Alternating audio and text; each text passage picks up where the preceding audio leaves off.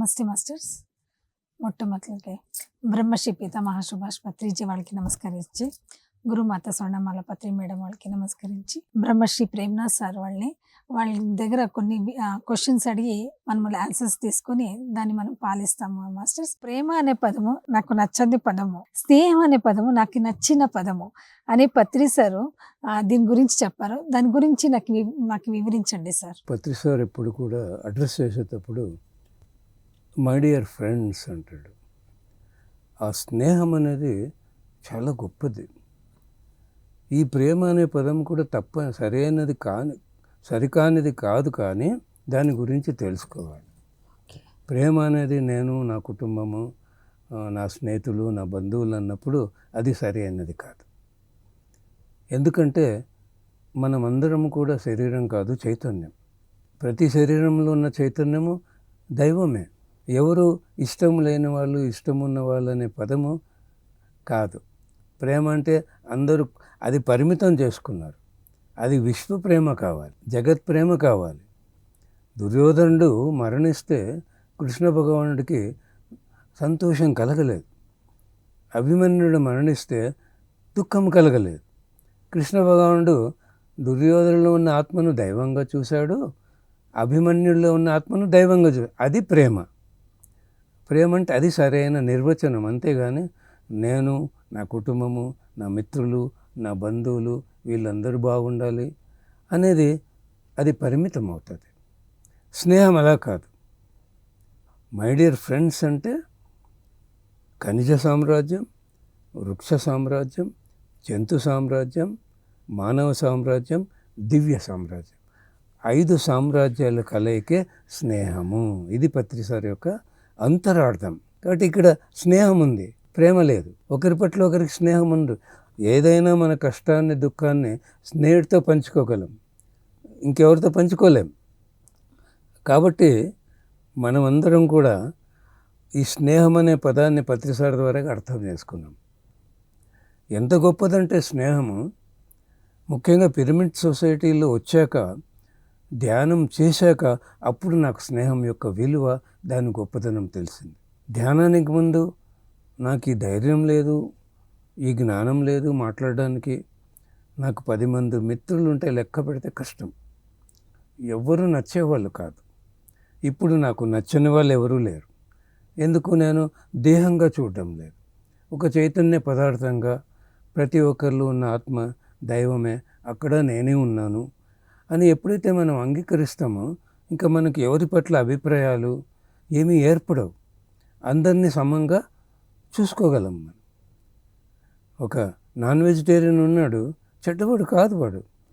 తల్లిదండ్రులు అలవాటు చేశారు ఆహారం, వాడికి తెలియదు కాబట్టి మనం వాడికి చెప్పాలి. చాలామందికి ఇప్పుడు ఉన్న మెడిటేటర్స్ అందరూ ఆ మాంసాహారుల దగ్గర వాళ్ళ దగ్గర పోతే వాళ్ళ నెగటివ్ మాకు వస్తుందేమో సార్, మా ఎనర్జీ అంతా అక్కడికి వెళ్ళిపోతుందేమో అని ఇది ఒక పెద్ద అపోహలో ఇరుక్కుపోయినారు. ప్రతి ఒక్క ఆత్మ దైవమే. ఏ శరీరంలో ఉన్న ఆత్మ అయినా దైవము. ఒక చీమలో ఉన్న ఆత్మ కావచ్చు, ఒక పక్షిలో ఉన్న ఆత్మ కావచ్చు, ఒక చేపలో ఉన్న ఆత్మ కావచ్చు, దైవమే. ప్రతి మనిషిలో ఉన్న ఆత్మ దైవమే. మరి వాళ్ళు నెగటివ్ ఎలా అవుతారు? అలా ప్రతిసారి అనుకుంటే, ఎవరి దగ్గరికి వెళ్ళకుంటే మనం అందరం కలిసేవాళ్ళమా? డబ్బు ఇచ్చిపుచ్చుకునేది కానీ ఎనర్జీని ఇచ్చిపుచ్చుకోవడం అనేది జరగదు. ఎవడు ధ్యానం చేస్తాడో వాడు ఎనర్జీని పెంచుకుంటాడు. నా ఎనర్జీని ఎవరికైనా ఇవ్వడం సాధ్యమా? ఎనర్జీ ద్వారా ఏమి చేయగలమంటే మన ఎదుట ఉన్న వారి శక్తిని మనం మేల్కొల్పగలం. కాబట్టి ఈ స్నేహం యొక్క గొప్పతనము ప్రతి ఒక్క పిరమిడ్ మాస్టర్కి తెలుసు. నేను అమెరికాకి వెళ్ళాను గత సంవత్సరం 2004లో. నేను పత్రి సార్ అమెరికాకి వెళ్ళాం. ఆయన చికాగోలో ఉండేవాడు, నేను డెట్రాయిట్లో ఉండేవాడిని. లెక్క పెడితే 25 మంది పిరమిడ్ మాస్టర్లు ఉంటే అమెరికాలో గొప్ప సంగతి. అంత పెద్ద దేశంలో ఆదివారం, శనివారం తప్ప ఎవ్వరూ రారు. ఎవరినో లాక్కొచ్చి మేము కూర్చోబెట్టాలి బలవంతంగా. గురువు వచ్చినాడు, కొంచెం కూర్చోండి, వినండి, అది పరిస్థితి. మరి గత సంవత్సరం నేను 20 సంవత్సరాల తర్వాత అమెరికాకి వెళ్ళాను. నా దగ్గర ఒక 150 ఫోన్ నెంబర్లు ఉన్నాయి అంతే. అంతమందే మిత్రులు నేను అనుకున్నా. అక్కడికి వెళ్తే 70 రోజులు నాకు సరిపోలేదు. వీక్ డే లేదు, వీకెండ్ లేదు. అంత బిజీగా ప్రతిరోజు పండగే. సార్ మిమ్మల్ని చూసామంటే ఎప్పుడు చూసినారు? 20 సంవత్సరాల తర్వాత నేను ఇప్పుడు అమెరికాకు వచ్చానంటే, సార్ పిఎంసి ద్వారా చూసాము, యూట్యూబ్ ద్వారా చూసాము, జూమ్ ద్వారా చూసామంటే. అద్భుతం. నా జేబులో రూపాయి ఉండదు. అమెరికా వెళ్ళడానికి 70 రోజులు అక్కడ 15 స్టేట్లు, ఫ్లైట్లలో లగ్జరీ కార్లు తిరగడానికి, అకామిడేషన్, ఫుడ్డు కనీసం ఒక 10 లక్షల రూపాయలు అవుతుందండి. మరి నా దగ్గర డబ్బులు లేదు. ఎవరు చూసుకున్నారు నన్ను అంటే, అక్కడ ఉన్న నా స్నేహితులు నన్ను చూసుకున్నారు. ఈ డబ్బు పక్కన పెడదాం, ఆ ప్రేమ ఎంత గొప్పదండి. ఎంత కోరికతో, ఎంత ప్రేమ, అది ప్రేమ. ఆ స్నేహంలో ప్రేమ ఉంది, అంతేగాని స్వార్థం లేదు ఇక్కడ. నాకు స్వార్థం లేదు. నేను ఏదో జ్ఞానం అందిస్తున్నా, వాళ్ళు నాకే సహాయం చేయాలి, వాళ్ళకు స్వార్థం లేదు. ఇక్కడ దీన్ని ప్రేమ అంటాం. ఈ స్నేహం ద్వారా పొందే ఆప్యాయత ఉంది కదా, దీన్ని ప్రేమ అంటే సరిపోతుందేమో నాకు అనిపిస్తుంది. నిస్వార్థం, ఏమి ఆశించం. ఎవరి ద్వారా ఏమి మనం పొందాలని ఆశించేది లేదు. మరి అమెరికాలో ఆదివారం శనివారం తప్ప ఏ ప్రోగ్రాంలకి రారు. బర్త్డే కానీ, నామకరణం కానీ అన్నీ వాళ్ళు అటువంటి టైంలో పెట్టుకుంటారు. నేను అమెరికాలో ఒక 10 సెంటర్లు ఓపెన్ చేయగలిగాను. ఎలా? నాకు ఆన్లైన్ ద్వారా పరిచయమైన స్నేహితులు. వాళ్ళక్కడ New York, New Jersey, Pittsburgh, Pennsylvania, Maryland, Charlotte, ఇలా ఎన్నో సెంటర్స్. నేను అనుకోనే లేదు ఇంత అద్భుతమైన ప్రచారం జరుగుతుంది, నేను ఇన్ని సెంటర్లు ఓపెన్ చేస్తానని కూడా ఎందుకంటే 20 సంవత్సరాల కిందట పరిస్థితి వేరు. ఇప్పుడు అక్కడ పరిస్థితి మారిపోయింది. పెన్సిల్వేనియాలో ఆదివారం క్లాస్ అక్కడ ఒక సెంటర్ స్టార్ట్ చేశాను, గౌతమ్ అనే ఒక మేడం ద్వారా. పిట్స్బర్గ్ 650 కిలోమీటర్లు, 4.5 గంటల ప్రయాణం. 2 మేడమ్స్ ఒకరి తర్వాత ఒక డ్రైవ్ చేసుకుంటూ వచ్చి ఆదివారం అక్కడ గడిపి సోమవారం పొద్దున్న నన్ను తీసుకెళ్ళారు. సోమవారం సాయంకాలం 5 గంటలకు 45 పిరమిడ్ మాస్టర్లు, అంటే కొత్త వాళ్ళండి, ధ్యానమే తెలియదు, వాళ్ళంతా వచ్చి కూర్చున్నారు. నాకు చాలా ఆశ్చర్యం వేసింది. అమెరికాలో సోమవారం సాయంత్రం 45 మంది వచ్చినారంటే ఇండియాలో 4,000 మంది వచ్చినట్లే. అంటే ఇదంతా ఎందుకు చెప్తున్నానంటే, ఈ జ్ఞానం అనేది అందుకుంటే మన జీవితం స్వర్గం, అందిస్తే అందరి జీవితాలు స్వర్గం. మరి ఈ జ్ఞానం లేకపోతే, ఈ ధైర్యము లేదు, మరి ఎలా మాట్లాడాలనే జ్ఞానమే లేదు. జ్ఞానం అంటే మాట మీద ధ్యాస అంటాడు పత్రి సార్. ఆయన జ్ఞానం గురించి, ఆ మాట గురించి ఎన్ని అద్భుతమైనటువంటి నిర్వచనాలు ఇచ్చాడంటే, నోటిలోని మాట నుదిటి మీద రాత అన్నాడు. ఒకప్పుడు ఈ మాట లేదు. కొందరే మిత్రులు, ఈరోజు ఈ మాట ఉంది. ఎందరి వ్రాతలో మారిపోయాయి. అందరూ నా స్నేహితులయ్యారు. ఎంత గొప్పదో ఆ పదం. ఒక హిట్లర్ మాటల వల్ల లక్షల మంది మరణించారు. వాళ్ళ వ్రాతలన్నీ దరిద్రమైపోయినాయి. ఒక మహాత్మా గాంధీ మాట వల్ల ఈ దేశానికి స్వాతంత్రం లభించింది. పత్రిసారి మాటల వల్ల మనమందరం స్నేహితులయ్యాం. ఎంత గొప్పది స్నేహం! ఈ స్నేహానికి కారణం ఈ జ్ఞానం, ఈ మాట అండి. అందుకే ఎన్నో చెప్పేవాడు, స్నేహం పొందాలి, మనమందరము మైత్రేయ బుద్ధుళ్ళు. ధ్యానం ద్వారా స్నేహము సంపాదించి బుద్ధుళ్ళం. మనం ధ్యానం చేస్తాం, మనం ఆనందంగా జీవిస్తాం. మనకు తెలుస్తుంది జ్ఞానంతో ఎలా ఆనందంగా జీవించాలి, అందరికీ నేర్పిస్తాం. వాళ్ళు ఆనందంగా జీవిస్తూ వాళ్ళందరూ మన స్నేహితులు అవుతారు. మనము ఈ భౌతిక జీవితంలో ఎంత డబ్బు సంపాదించినా, ఎన్ని ఇల్లు కట్టుకున్నా, ఎంత బంగారం ఉన్నా, ఎన్ని పొలాలున్నా అన్నీ వదిలేసి బికారిగా వెళ్ళాలి.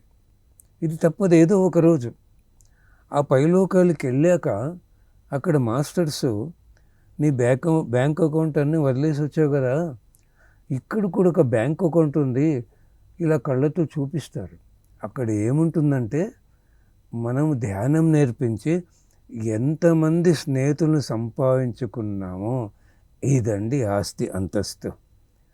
చూసారా, శరీరంలో ఉన్నప్పుడే ఆ స్నేహితులు మనకు ఎంతో ప్రేమనిస్తారు, ఎంతో అనుకూలంగా మనకు అన్నీ చేసి పెడతారు. ఇప్పుడు నా కారు ఉంది, నాకంతా స్నేహితులు ఇప్పించారు, దాని మెయింటెనెన్స్ వాళ్ళే చూసుకుంటున్నారు. మరి ఈ శరీరంలో ఉన్నప్పుడు నాకెంత స్నేహితుల సహకారం లభిస్తోంది. మరి శరీరం వదిలి పైకి వెళ్ళాక అక్కడ కూడా నేను ఇంతమంది స్నేహితులను సంపాదించుకున్నానా. నేను ధ్యానానికి ముందు వ్యాపారం చేసేవాడిని, అన్నదమ్ములు విడిపోయాం మేము. విడిపోతే నాకు అప్పుడు ఈ 5గురు ఎంత సంపాదిస్తారు అన్నదమ్ములు, నేను అంత సంపాదించాను. పెద్ద కోటీశ్వరుడు కావాలనుకున్నా, ఈ కోరిక ఉండేది. 1997 ఆగస్టు 3వ తేదీ ప్రతిసారి ధ్యానంలో కూర్చోబెట్టినప్పుడు ఆ బ్రహ్మానందం అనుభవించినప్పుడు నేను వచ్చింది డబ్బు సంపాదించడానికి కాదు, ఈ జగత్తులో అందరికీ ధ్యానం నేర్పించడానికని. అక్కడ నాకు అది సంకల్పం అని తెలియదు, అక్కడ నా సంకల్పం సృష్టింపబడింది. అక్కడ నేను సృష్టించాను ఆ సంకల్పాన్ని. మరి నాకు తెలుగు మాత్రమే భాష మాట్లాడేవాడిని, ఈరోజు కన్నడ, హిందీ, ఇంగ్లీష్, తెలుగు 4 భాషలు మాట్లాడగలుగుతున్నా. ఆ సంకల్పం నాలో ఉన్న జన్మజన్మల భాషా జ్ఞానాన్ని కూడా నాకు అందించిందండి. మరి నేను తిరిగి అన్ని దేశాలు, అన్ని రాష్ట్రాలు, ఎంతమంది స్నేహితులు సంపాదించుకుంటున్నాను. ఈ కోటీశ్వరుడు అనే పదము ఒక అద్భుతం. ఇప్పుడు కూడా నాకు కోటీశ్వరుడు కావాలనే కోరిక తీరలేదండి. ఋషీశ్వరుడు, విఘ్నేశ్వరుడు, వెంకటేశ్వరుడు, యోగీశ్వరుడు, కోటీశ్వరుడు. ఋషీశ్వరుడు అంటే ధ్యానం ద్వారా దివ్యనేత్రంతో దర్శించేవాడు. విఘ్నేశ్వరుడు అంటే ఈ లోకమే కాదు, కోటాను కోట్ల సూక్ష్మ లోకాలు, కారణ లోకాలు, మహాకారణ లోకాలు ఉన్నాయని తెలుసుకుని ధ్యానం ద్వారా సూక్ష్మ శరీర, కారణ శరీర, మహాకారణ శరీర ప్రయాణం చేసి ఆ లోకాల విజ్ఞానంతా పొందేవాడు విఘ్నేశ్వరుడు. మనమే ఋషీశ్వరులు, మనమే విఘ్నేశ్వరులు, మనమే. వెంకటేశ్వరుడు అంటే 7 కొండల పైన ఉన్నవాడు. కొండలంటే కొండలు కాదండి, ఈ 6 ఆజ్ఞ. ఇది దాటి ఈ సహస్రారమైన కొండను మీద ఎవరైతే చేరుకుంటారో, ఈ స్థితిని పొందుతారో వాళ్ళు వెంకటేశ్వరుడు. యోగీశ్వరుడు అంటే ఎవరెంత అవమానించినా, ఎన్ని నష్టాలు కలిగినా, ఎంత బాధ కలిగినా, ఎంత కష్టాలు కలిగినా, నేను కోరుకున్న జీవితం, నా కర్మ ఫలం అని జ్ఞానముతో ఆనందంగా స్వీకరించేవాడు యోగీశ్వరుడు. కృష్ణ పరమాత్ముడు కురుక్షేత్రానికి వెళ్ళాడు, ఎంతో మంచి మాటలు చెప్పాడు ఆ ధృతరాష్ట్రుడికి. నాకు తెలుసు జరగబోయేదంతా, ఒకవేళ యుద్ధము జరిగిందా నీ 100 పుత్రులు మరణిస్తారు. మరణించిన వారికి దుఃఖం లేదు, వాళ్ళు ఇంకొక లోకానికి వెళ్ళిపోతారు. నీకు గాంధారి మాతకు చాలా దుఃఖం. నీవు నీ కొడుకులకు చెప్పు 5 ఊళ్ళు ఇవ్వమని, క్షమాపణ కోరుకోమని, రాజ్యము దక్కుతుంది, బిడ్డల ప్రాణము దక్కుతుంది అని చెబితే ధృతరాష్ట్రుడు ఎంత చెప్పినా మనస్ఫూర్తిగా చెప్పడు. దుర్యోధనుడు వినడు. దుర్యోధనుడు కూడా తెలుసు కృష్ణుడు చెప్పింది, కానీ అవి లెక్క చేయక కృష్ణ పరమాత్మని ఎంతో అవమానించి దూషించి ఆయన చంపడానికి కూడా ప్రయత్నం చేశారు. కానీ కృష్ణ భగవానుడు అదే క్షణం అదంతా మర్చిపోయి నవ్వుతూ, పిచ్చి వెదవల్లారా, నేను కోరుకుంటే ఒక్క క్షణంలో అందరినీ చంపగలను, అర్జునుడు భీముడు ప్రతిజ్ఞ చేశారు మిమ్మల్ని చంపేది వాళ్ళది ధర్మం, నాది కాదు అని నవ్వుతూ వెళ్ళిపోయి కురుక్షేత్ర యుద్ధంలో చంపడానికి ప్రయత్నించిన కౌరవులకు సైన్యాన్ని ఇచ్చి సహాయం చేశాడు. అది యోగీశ్వరుడు. మనం అందరము అలా జీవిస్తున్నాం జ్ఞానంతో. ఋషీశ్వరుడు, విఘ్నేశ్వరుడు, వెంకటేశ్వరుడు, యోగీశ్వరుడు, కోటీశ్వరుడు. అన్ని పదాల్లో ఏముంది? ఈశ్వరుడు ఉందండి. కోటి మందికి ధ్యానం నేర్పించి కోటి మంది మిత్రులను పొందేవాడు కోటీశ్వరుడు. నేను ధ్యానానికి ముందు డబ్బు సంపాదించి కోటీశ్వరుడు కావాలనుకున్నా, ఇప్పుడు ప్రచారం చేసి కోటి మంది మిత్రులను పొందే కోటీశ్వరుడు కావాలనే నేను దేశాలు, రాష్ట్రాలు అన్నీ తిరుగుతున్నా. ఇక్కడ నా స్వార్థం ఉంది కానీ ఇంకోటి ఏం లేదండి. అందుకే మై డియర్ ఫ్రెండ్స్ అనేది ఎంత గొప్ప పదమో. మనమందరం వృక్ష జాతిని, జంతు జాతిని ఇష్టపడతాం, ప్రేమిస్తాం, రక్షిస్తాం. ఇదంతా మన ధర్మం అని మనకు తెలుసు. ఖనిజ సామ్రాజ్యం, వృక్ష సామ్రాజ్యం, జంతు సామ్రాజ్యం, మానవ సామ్రాజ్యం, దివ్య సామ్రాజ్యం. శాకాహారులు మానవ సామ్రాజ్యం, ధ్యానం చేసేవాళ్ళు దివ్య సామ్రాజ్యం.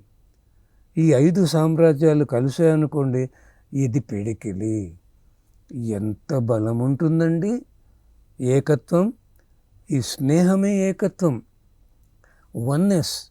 ఆ ఏకత్వమే దివ్యత్వం. ఇది ప్రతి పిరమిడ్ మాస్టర్కు తెలుసు. అందుకే మనం తిరిగి తిరిగి శాకాహార ప్రచారాలు చేస్తూ, ధ్యానం నేర్పిస్తూ, లెక్కలేనంత మిత్రులను పొందుతూ, మన జీవితాన్ని సార్థకం చేసుకుంటూ మనం ఎందుకు దిగి వచ్చామో మనకు తెలుసు. ఈ భూలోకాన్ని దివ్యలోకంగా మార్చడానికి వచ్చాం. మరి మనందరం ఒక్కటై ఈ అద్భుతమైన ప్రణాళికలో మన గురువు ఈ శరీరం వదిలినా ఆయన చైతన్య సహకారంతో ఈరోజు ఎంతో అద్భుతంగా స్నేహంతో మనం జీవిస్తూ ఈ ఏకత్వాన్ని అందరికీ బోధిస్తున్నాం. అన్ని సంస్థలు, ఆధ్యాత్మిక సంస్థలు ఒక్కటి కావాలి. ఇది మొట్టమొదటి ఏకత్వం అని మన గురువు చెప్పాడు. అందుకే మనం అందరినీ కలుపుకుంటున్నాం. మన ప్రోగ్రామ్స్లో అందరినీ ఆహ్వానిస్తున్నాం. వాళ్ళ స్నేహాన్ని ఆశిస్తున్నాం. వాళ్ళు కూడా మనకు ఎంతో సహకరిస్తున్నారు. మన ఈ ఏకత్వం అనేది స్నేహానికి ఒక మూలం. అందుకే మిత్రులారా, మనమందరం ఏకత్వంతో ఉందాం, స్నేహంగా ఉందాం, స్నేహితుల్ని సంపాదిద్దాం. మనం వచ్చిన ఈ భూలోకాన్ని దివ్యలోకంగా మార్చడానికి ఈ ప్రణాళికను మనం అద్భుతంగా సంసిద్ధం చేస్తున్నాం. మన గురువు వెళ్ళిపోయినప్పుడు శరీరం వదిలి ప్రపంచమంతా ఈయన తరువాత ఎవరు, ఈ సంస్థ ఏమైపోతుందో అనుకున్నాడు. కానీ మన గురువు అలాంటిది సృష్టించలేదు. నా తరువాత అందరూ, మేమందరూ జన్మజన్మల స్నేహితులు, పైలోకం నుండి దిగి వచ్చిన దేవతలు, ఈ భూలోకాన్ని దివ్యలోకంగా మార్చడానికి దిగి వచ్చిన దేవతలు, స్నేహితులు అని ఆయన బోధించి, అది ఈరోజు మనం అందరం కూడా కళ్ళారా చూస్తున్నాం. ఆయన కోరికలన్నీ అద్భుతంగా నెరవేరుతున్నాయి. ఎంతటి భాగ్యం దక్కిందో మనకు. మిత్రులారా, అందరికీ నమస్కారం. Thank you. చాలా అద్భుతంగా చెప్పత్రే. ఎలాంటి పత్రి సార్ అందరూ ప్రేమ ప్రేమ అంటాము అనేసి, పత్రి సార్ చెప్పింది ప్రేమ అంటే నాకు నచ్చని పదము, అయితే ఫ్రెండ్షిప్ అనేది నాకు నచ్చిన పదము. అంటే మీరు దాన్ని వివరించినారు. అంటే ఇట్లా అందరి జట్లో ఉండేది ప్రేమ. ఒకరితే మన ఫ్యామిలీ మాత్రం అంటే అది ప్రేమ కాదు అనేసి, యూనివర్సల్గా ఉండేదే లవ్ అనేసి చాలా బాగా చెప్పినారు సార్. ప్రేమ అంటే వృక్ష జాతిని, జంతు జాతిని, ప్రాణజాతిని, ఈ జాతులకి బుద్ధి లేదు, మనసు ఉంది. మానవుడికి బుద్ధి ఉంది. కాబట్టి బుద్ధికి సంబంధించిన జ్ఞానం పొంది, ఆ జ్ఞానం అందుకుని, ఆ జ్ఞానంతో జీవిస్తూ ఈ 3 సామ్రాజ్యాలని ప్రేమించాలి, ఇష్టపడాలి, రక్షించాలి. తర్వాత ఈ రాక్షస సామ్రాజ్యం, మాంసాహారం తినే వాళ్ళకు బోధించి వాళ్ళని మానవులుగా ఎదగడానికి మనం కృషి చేయాలి. ఈ మానవుడు ధ్యానం చేసి దేవుడిగా ఎదగడానికి కృషి చేయాలి. ఇదే పిరమిడ్ మాస్టర్ల ధర్మం. చాలామంది మన పిఎస్ఎస్ఎంలో అంత నాన్ వెజిటేరియన్ తెలుసుకొని వెజిటేరియన్ అయిండారంటే నిజంగా పత్రి సార్ అంత బాగా బోధించి మనకందరికీ చెప్పి, మొదలు మేము కూడా చేతిలో ఉంచుతూ ఉండే సార్, మేము ఎవరికి చెప్తా ఉండలేదు. చెప్పే ధైర్యం ఉంటాడులే, గుర్తవుతాడులే. ఇప్పుడు చెప్పే ధైర్యం ఉంది ఏమి అనేది. Thank you so much sir, చాలా అద్భుతంగా చెప్తుంది. Thank you. పిఎంసి తెలుగుని ఇంకా ధన్యవాదాలు సార్. Thank you.